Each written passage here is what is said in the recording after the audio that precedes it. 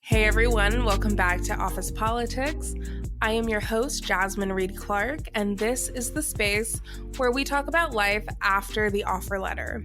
One thing that definitely comes after the offer letter is the opportunity for leadership. Sometimes we are working with great leaders, sometimes we are learning from poor leaders, and a lot of us even want to be leaders ourselves. As we've heard time and time again, a title or being a manager doesn't make you a good leader. So what does? And what do you do if no one is giving you the opportunity or the space to be a good leader? Well, that's where we have my next guest, Laura, coming into play. She is a career coach, but specifically for women in the Presuite. That's right before you get to the C-suite, for those who didn't catch on. And she is here to talk about how to cultivate your own leadership style, how to occupy space when no one is listening to you, and how to get over those really, really hard days. Because whether or not you want to be a leader, we all have them. Really excited for this episode, so let's get into it.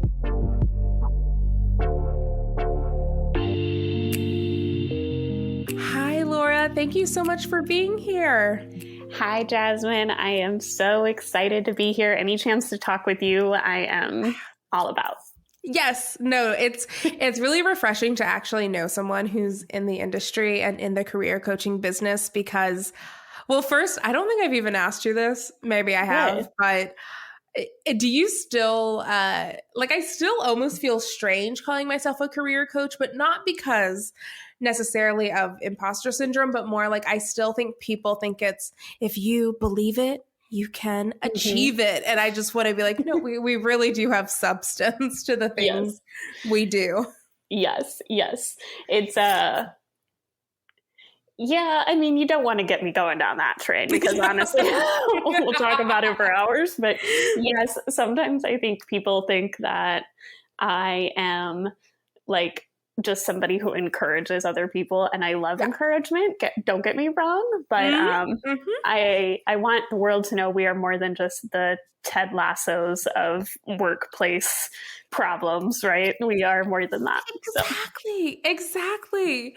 And speaking of, that's like a perfect segue into who is Laura and what has been your journey to leadership coaching?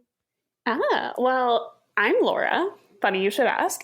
I am a women's leadership development expert and coach. And what I do is really partner with women that are super powerful, really ambitious, want to be leaders, whatever that means for them in their career, but maybe aren't being seen, aren't being heard, aren't exactly sure how to kind of tell their story and take charge of that career.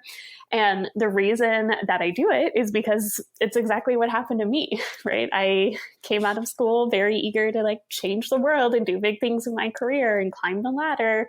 And despite being a super high performing employee in every role that I was in, and despite wanting to grow and pursue other opportunities and take on more projects, I would constantly look around when I was in the world of corporate America and be on my own, right?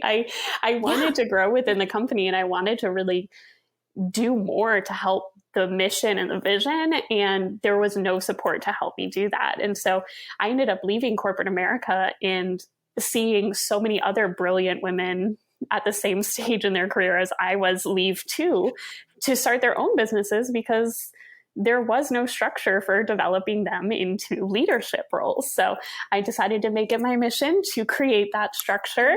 And that brings me to where I am today. And so now I work on a couple of different levels with women, but really specifically helping them identify and articulate their strengths and their gifts as leaders, start to see themselves as a leader outside of the box of, what they think being a boss means, and then really embodying that in everything that they do so that their career works better for them and becomes more sustainable for the rest of their lives.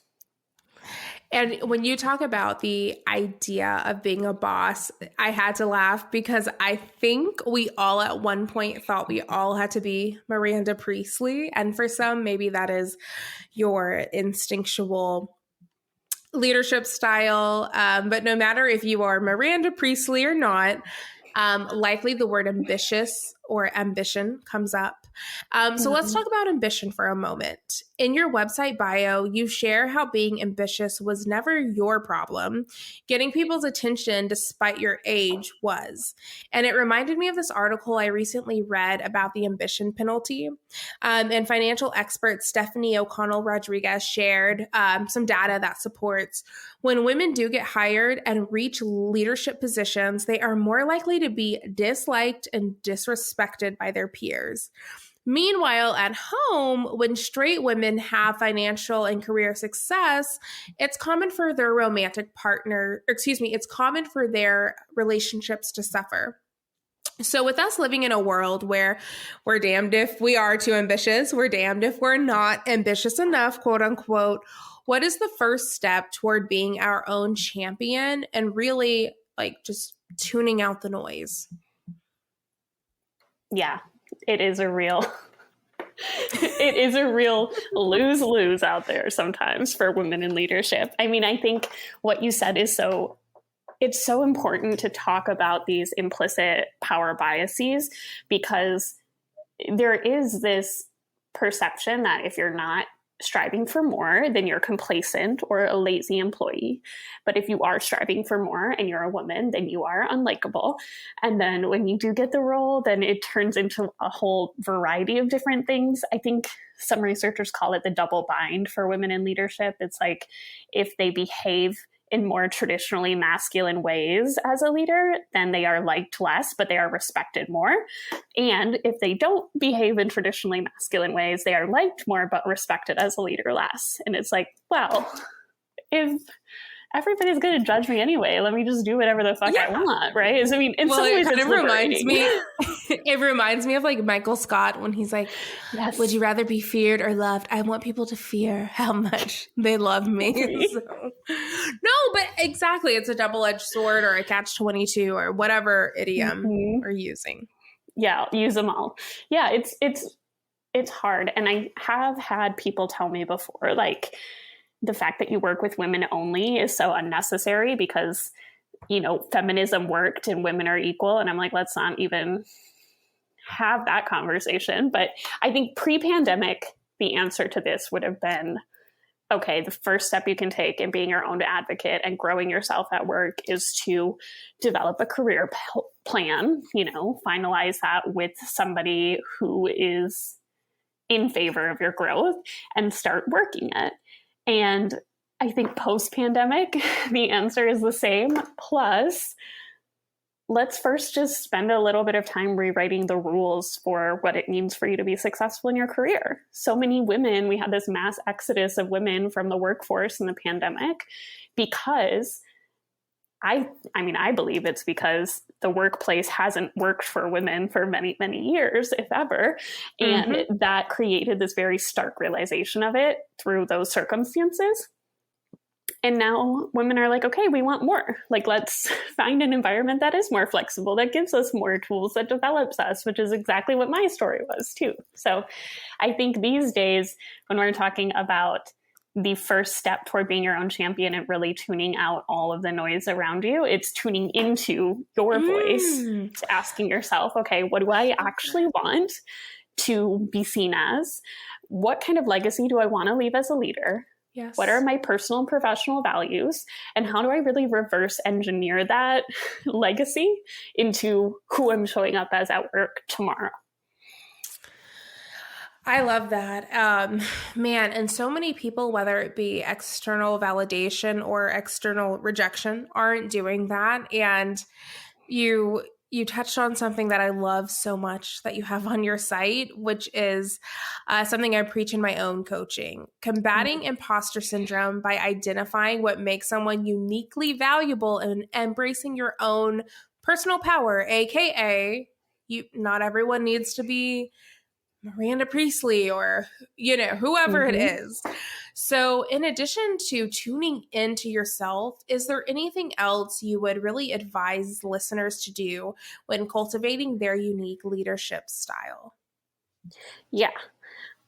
read fewer books and instead reflect more on what actually works for you, right? Like I can't tell you how many reading lists I get requests for. And I'm like, listen, I love a book as much as anybody, but just because you read 17 books on powerful leadership doesn't mean you can do it, right? It's really all about you tuning into like, here's a good example. So often I feel women think that they have to change aspects of their personality in order to be seen as a leader. So they come to the table with me and say, like, what parts of my personality do I tweak to fit that mold? And I'm saying tweaking your personality traits to fit the mold doesn't work. And you're not going to ever fit the mold because you're trying to live up to some, false expectation of who you are. Instead, you need to tweak your own perceptions of what powerful leadership is. And you need to start to see that the things that you're bringing to the table are the most powerful things you bring to the table, which sounds maybe very simple. But I think, Jasmine, you and I have talked about this before, what I call the Serena Williams mindset shift. Have we talked about this? Oh, we have, but can you please just let our listeners in on the goodness? Yes, absolutely. So I tell them we have to start thinking like Serena Williams in our day-to-day life, right? Serena is an incredible athlete, correct?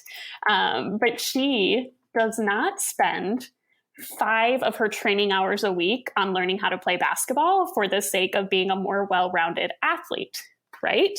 She spends her time on the thing she is really freaking amazing at, and that is tennis. And she gets higher and higher and higher levels of mastery. And what I see with women in leadership is they're focusing too much of their time on making up for some kind of perceived deficit in who they are as a person instead of leading as who they are. I love that so much. And it really hits home because I remember when I first started people management back when I was working a corporate 9-to-5. And I literally remember going to someone being like, okay, so who do I need to be now? And they were like, what? And I was like, teach me how to be a bitch. Like, I want to be honest about what I said. I was like, I know that, nice girls finish last and I can't be kind and I can't be all.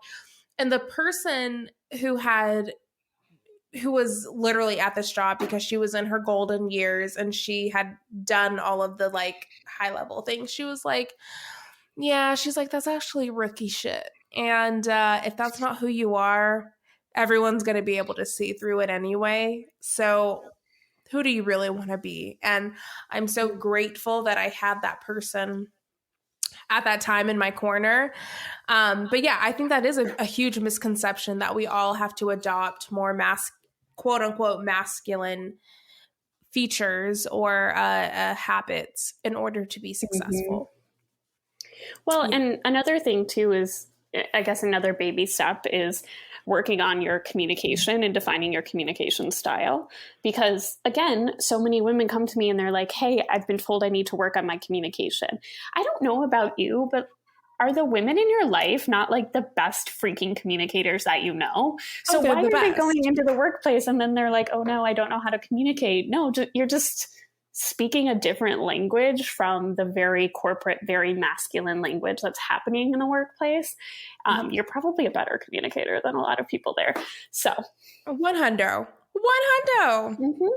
And as we talk about communication, I think there's something to be said about building confidence in the workplace. So since coaching, I've observed that most professionals aren't necessarily lacking experience, they're lacking confidence. I think many of us are hopeful that once we get that job, that salary, that promotion, that the confidence will follow.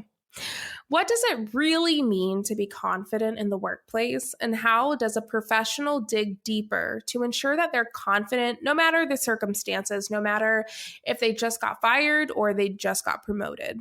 Yeah, I think it's important to acknowledge that the idea of confidence doesn't come from results. So you're not going to feel confident as a result of something you've achieved. Usually your confidence or lack of confidence just moves on to some bigger thing that you have not achieved yet. It just migrates.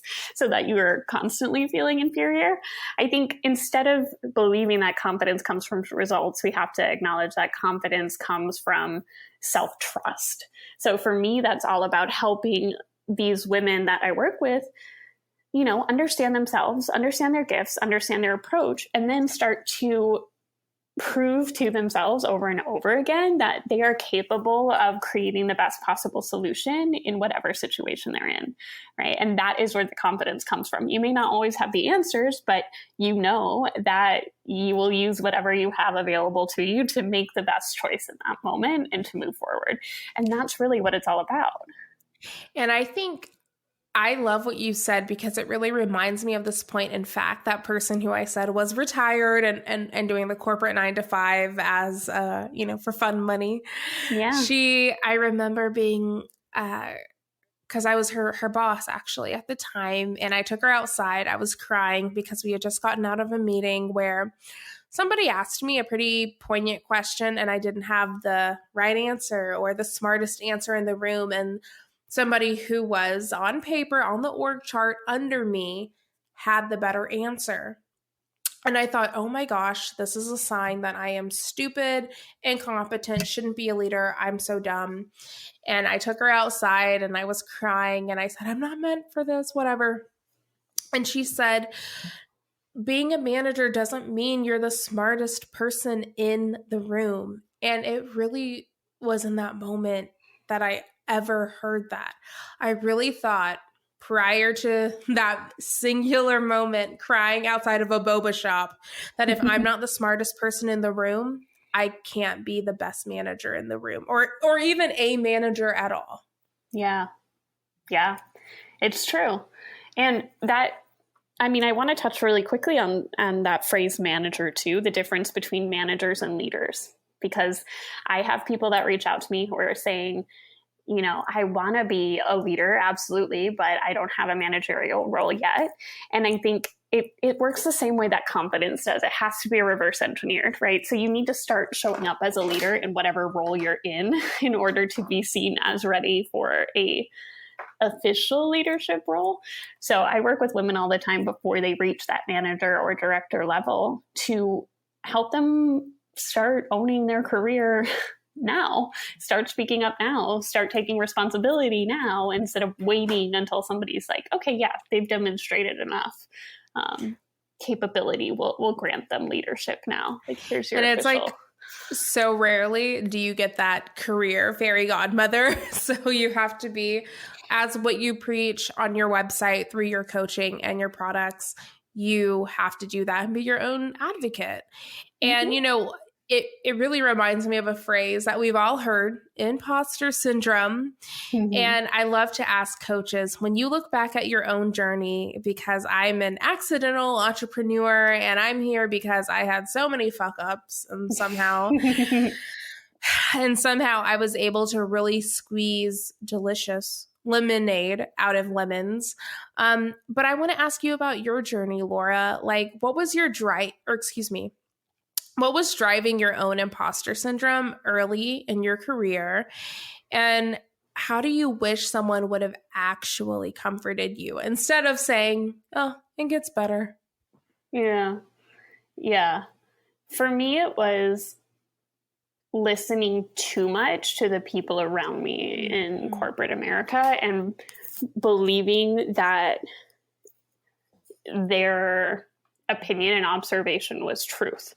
Because the people around me, it wasn't until I got older and started to view my work and my career as a game that I was able to really break out of the limitations I placed on myself. And what I mean by that is, like, early in my career, I was, conditioned to take all feedback without any grains of salt, to apply everything, to be everything to everybody that wanted some piece of what I had to offer. And I eventually started to realize that there was this very healthy necessary tension that should exist between an employee and the company, where the employee is looking out for themselves and advocating for them, and the company is advocating for the company and the company's vision and goals. So the company is always going to want and demand more, and the employee is always going to need to defend their own boundaries and their needs too. And when I started to realize that that wasn't a bad thing, that wasn't like being a bad employee, that wasn't being negative, that was just part of the game, then I could own everything so much more easily. So I wish earlier in my career somebody had told me, you're not broken or wrong for struggling to meet the demands of, you know, the faceless company. You're just a human in the company, right? And like they're always going to want more than you can maybe give in the moment. Ding, ding, ding. And my God, if I'm not, oh gosh, that is totally what I think 20, 22, 26, 27, 30, and I'm sure 35, 30, 34-year-old Jasmine will need. And, you know, one thing I love, and I'm going to give you the space to say this, because if you have not officially trademarked it, you need to. Let's talk about the Presuite and how you found a niche with such special women who are like, okay, I may not have chief blank in front of my title, but damn it, I am working my way there. So tell me how you not only found your tribe or your home or your nest, whatever, you know, woo-woo thing you want to say, but how you found your community and in the Presuite and what that really means. I love that. I love that. Thanks. Yeah, I just thought about myself, right? That unseen phase of my career where I was working harder than everybody around me. I was hungrier than everybody around me. I wanted to be developed. I wanted to be seen and acknowledged and challenged and all of these things. And I felt invisible. And I feel like in so many workplaces today, you get developed and you get attention if you are brand new to the company when you're being onboarded and once you've hit the C-suite. And so coaching, I don't know how many people listening know this, but coaching really started with like executive and performance coaching. So coaches would work with those people at the top of the company, which makes sense because I think the idea is that the ramifications would trickle down to the rest of the company, right? But in reality, it just serves to reinforce a lot of these old school power dynamics in companies where the only people getting any kind of attention or development to be the best performer are the people that are already there, already in the chief roles of some kind. And that style of coaching and that style of development really serves to squeeze as much life out of people as they possibly can that are at those tiers, because turnover is really costly. What I see happen is that it's the women in the invisible stage, in the quote messy middle of their careers, as I call it, that are most open to being developed and who can make those big quantum leaps if given the time and attention and the tools. So instead of, you know, pouring all of our resources only into people who are at the top, pouring our resources into the group that's right before that phase will help us create so many new, interesting ideas and innovations. And yeah, I do truly see them as the Presuite because they don't have that title, but they've got the hunger, right? And I think ambition is like, it's just so important. It's not a bad word. It's like, it's just such an important element to what motivates us and what fulfills us and what drives us. And we should be giving those people every tool that we possibly can. Yes, I just love it. And I love how passionate, like everyone can hear it in your voice. And what are some leadership lies you would love to debunk in 2021, 2022? Yeah. So many. So first things first, the idea that only a certain type of personality can lead. Bullshit. You can lead as an introvert. You can lead as an extrovert. You can lead as a people person. You can lead as somebody who hates people. I mean, you know, to a certain extent, you can. So I think that that's the biggest thing, is that personality factors do not dictate whether you are a leader or not. The second leadership lie I want to debunk is that it takes a lifetime to become a leader, right? I think a lot of us think, I remember asking somebody recently, okay, well, what's your legacy that you want to leave when you leave this company? And they were like, oh, I haven't even thought about that because I just started at this company like 2 or 5 years ago. And I'm like, well, when are we going to think about it, right? And this person was like, I'm not a leader until I've been in a space, for 25 years, 30 years, whatever. And I think it's just this old school way of seeing leadership through seniority only that's not helpful. So that would be definitely like a second leadership lie to debunk, is it takes a whole lifetime to become an established and respected leader. I think you can do it immediately. I love both of those, especially the part of you can be an introvert and lead, you can be compassionate and lead. And that is exactly what I had to learn the hard way and many, many, many times over. And I would love to know, so often I personally get clients coming to me who are like, I would love to be a manager or I would love to people lead. However, how can I get more experience? So may it be certificates, classes, or what I say to them, like, hey, you can always volunteer for whether it be like internship development or doing extracurriculars at your job. What are some opportunities people can really leverage if they want more leadership development, but they aren't necessarily given the opportunity to go out for a promotion? Yeah. My first thought is you're probably already doing way above and beyond your role, but you're not documenting it. So my first challenge to you is document what you're doing as a leader and show it to me, right? So like, let's sit down and let's talk about what results did you create last quarter? What were some personnel wins you had over the last week? What kind of impact does your advising and mentoring and coaching have on sales, et cetera? Really just getting clear on the things that you already bring to the table, because most women that I talk to don't make an intentional practice of documenting those things. And then you get to review time and you're like trying to dig through everything in your brain to figure out what the last thing you did was that was valuable. So there's that. And then the second thing would be really understanding like how you desire to impact the people around you. So I think we've talked about this before, but I created this whole framework for how women can think about themselves as leaders. It's called the Personal Power Code. And it is like your personal assessment of all of the elements of leadership. And one of those is impact desire. So how do you want to impact the people around you? And there are 3 really distinct types that I don't think get talked about enough. So one is really deep impact. So you go really, really deep in relationship with a handful of people. That's like the traditional like mentorship model. And I think that's what most people think of when they think of leaders. The second type is wide. So that's where you impact a ton of people, but with like a little bit more of a shallow message that is more applicable to everybody. Not shallow in a bad way, but like a less specific to them message.